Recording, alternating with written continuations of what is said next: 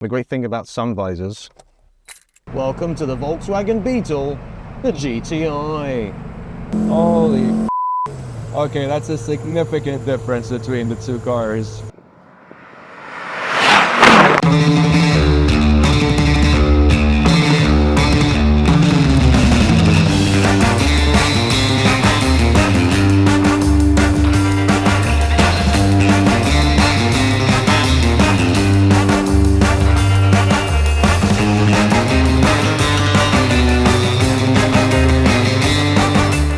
Welcome to the 1965 Porsche 356C. Old German cars, man, especially Porsches, they just start every time and they just work. You know, I don't want to jinx it, but like I said, I've done a fair few miles in this car and it just doesn't skip a beat. If we're in a 65 Ferrari, I think the conversation would be very different. In 1965 Ferrari were already using the 330 engine, which was a 4-litre V12, and firing those things up, yeah, nowhere near as dependable. But I like an old Porsche, I really do. They're more modest in their intentions, super light, nice thundering sound to the engine, really sharp gearbox as well. This car, for sale with Speedbird.cars, was restored in Belgium. All correct Porsche parts down to the smallest of details, and then sold via Germany to the UAE, and it's been in this country since 2015, always stored in air-conditioned storage. It's done the Mille Miglia twice, the Mille Miglia UAE twice, as has the other car that we're shooting today. So this has noticeably less power, but it's also plenty, to be honest. In a car that weighs about 900 kilograms, more than enough. Direct steering, great box, good chassis, lightweight. I mean, what more do you want, you know? So, I've always referred to the Porsche 356 as a Beetle GTI, because that's essentially what it was. The pre-A Porsche 356s, or even the early cars, the first cars, which are called the Gmund, G-M-U-N-D, they were essentially more aerodynamic Beetles with a lower center of gravity, sportier steering, sportier suspension, and obviously with different priorities at hand. But the 356 always was the Beetle GTI. When Porsche haters refer to the 911 as a Beetle, it's fair. It's not an insult. It was a very intelligently designed car, a very intelligently engineered car. And hey, if, you know, much like an old grandmother in Louisiana cooking food for you, hey, if the recipe ain't broke, don't fix it. They've just fine-tuned it over the years, bit by bit by bit. So there's this huge cultural movement of the air-cooled car, whether it's Beetles, camper vans, VW camper vans, or Porsches. What makes air-cooled special? Well, first of all, it's lighter and sometimes less complicated.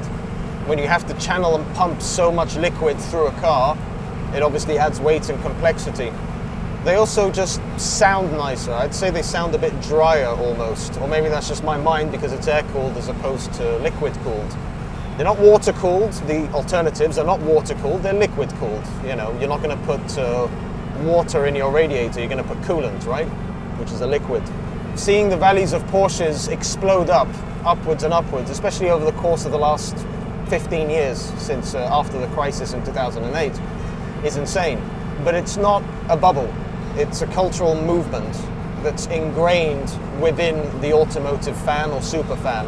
Porsche have won Le Mans more than anyone else. They have an incredible track record, and values of cars always shoot up when there's motorsport pedigree to back it up, right? The most valuable cars in the world oftentimes are homologation cars for the road. And Porsche is no exception.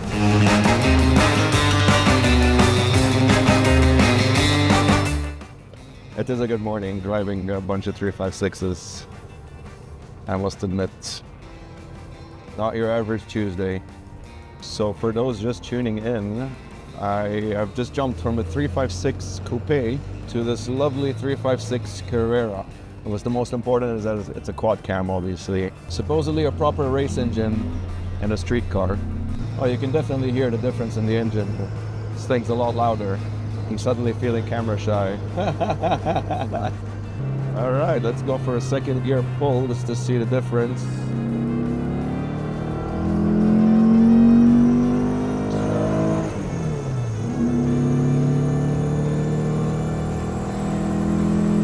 Holy okay, that's a significant difference between the two cars. I mean, the other one, it's definitely the right formula. Small engine, decent power, light body, compact design, easy to throw around, easy to play with, and this just takes it up to like 10. Obviously being a racing engine, so this sounds great, man.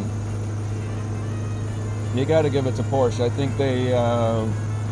think they got the formula right with these cars. I'm not familiar with the history of this car, but I see it's got Lebanese license plates, so it's a long way from home. And from what I understand, the owner does use it quite often. Fairly good condition. Interior looks nice, seats are good, engine runs really well. Oh yeah, that's another thing. The seats, man, the seats are, they need to be bucket seats. Tossing it around corners, I feel like I'm just being tossed around the seat. So definitely would be better with some nice period correct bucket seats.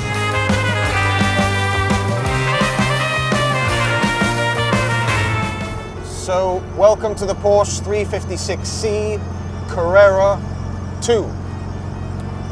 This was the first Porsche production car to have the name and the label Carrera, named after Porsche's victory in the Carrera Panamericana race back in 1954, I think.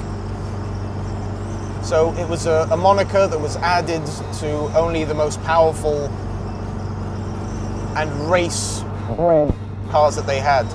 You had this Carrera, you had the Carrera GT. Later on in the 90s, that's when they started to use the term Carrera just for their standard 911s. But back then this was extremely special.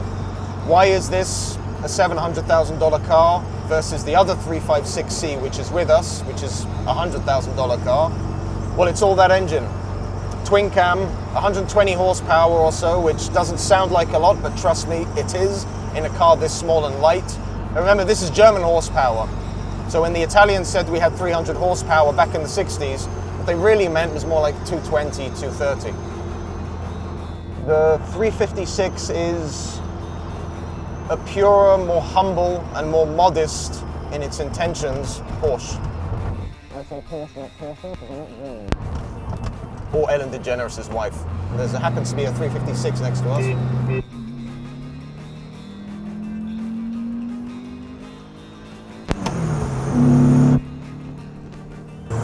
It's faster than the other car.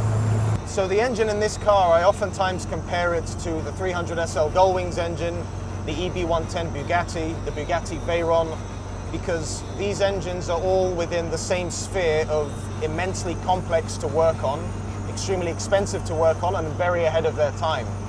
And when a car is very much ahead of its time, of course, its values in the future as a classic will also be significant, right? So only 120 or so of these 356C Carrera 2s were made. Carrera 2, not because it's two-wheel drive, but because it's a 2-litre engine. A 2-litre engine in a car of this size, as you can see maybe from the framing and how intimate this is, and a car of this size is quite significant. And again, it's German horsepower, so they actually mean it. Quite a nice background. Look at that, there's another 356. Quelle coincidence! The engine that's in this car was basically a racing engine. That's why the owner of this car has placed 2 red stickers on the RPM gauge. One marked at around 2,700 RPM and the other at 6,000. Just so the driver always knows to keep the revs within that range. My only criticism of these 356s is that it would be nice to have some period bucket seats just to hold you in place when you're going through corners at a relative pace, let's say. You do tend to slide out and have to lean in. The red car, the 356C that's with us, I've done about 300 miles in that car and it hasn't skipped a beat. And I think there's something to be said about the simplicity of older cars. When you have fewer parts, fewer toys, fewer gizmos, there are fewer things to go wrong with the car, right? As much can't be said about the one I'm driving now because it was basically the most complex engine put into a production car ever when it entered this car, right? But that's the advantage. This engine that's piloting us now was sent to the Porsche Classic Center in Germany to be fully rebuilt. And the price of refurbishing this engine in Germany is the same as the price of the other car that's with us today. That's how specialized these engines are and how specialized the people who work on these engines are. When you send a car to be restored, it's like when you go to a great restaurant. If it takes time, it takes time. You just shut up and wait, because if you rush it, it can get terrible. I once drove a freshly restored car, an Italian car, and when I was driving it, the rear left wheel felt a bit loose, and then it ended up coming off. It didn't come off completely, I stopped in time, but then you saw the wheel. So yeah, rebuilding and restoring are two different things.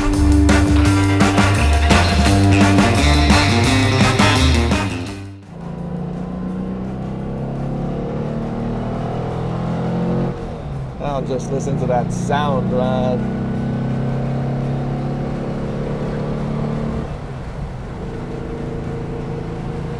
Very nice, man. Lovely cars. In theory, this is like a late 40s design, right? And they started producing them in the early 60s, if I'm not mistaken, or 50s. I'm not a historian.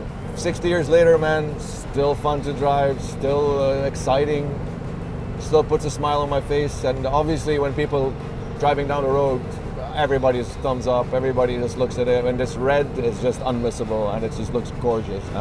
I could see myself cruising on a Sunday morning by the Corniche with this thing, windows down, wind in my non-existent hair. I would highly recommend anybody try one of these if you get the chance.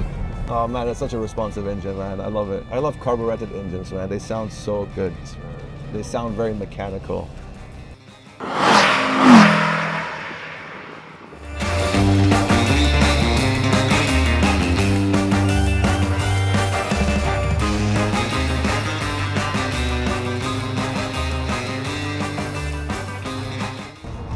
Or Ellen DeGeneres' wife. What do you call it? What was I saying again? I got distracted by the lesbionics. Lap 55 of this roundabout. What the fuck are those? Let's go back around. Let's go back around.